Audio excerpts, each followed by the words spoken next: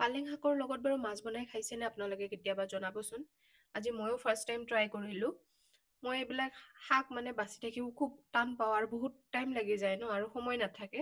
তো সেইটো কাৰণে ভাবিলোঁ আজি ছানডেটো ছেটাৰডে যোৱাকালি আনিছিলোঁ কিন্তু ৰাতি শাক খাব নোৱাৰি বুলিয়ে ভাবিলোঁ আজি ছানডে তো দুপৰীয়া সাজত বনাই খাম। ভালে লাগিলে বাৰু। আপোনালোকে জনাবচোন খাইছেনে নাই।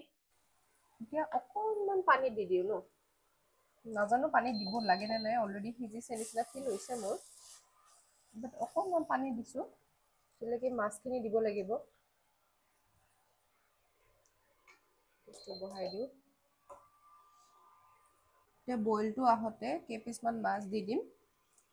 কালি আৰু এটা কাণ্ড হৈ গ'ল, মাছ কেইপিচ ফ্ৰাই কৰোঁতে মানে ভাঙি থাকিলে, লাগি যায় কেৰাহীটো চাগে ইমান এটা ভাল নহয় এইটো, তো লাগি লাগি যায়। চাওকচোন মাছৰ অৱস্থা এনেকুৱা ভাঙি গৈছে।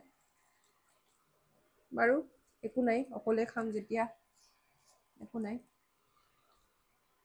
খাবলৈ টেষ্টি হ'লে হ'ল, দেখাত যিয়ে হওক, হয়নে?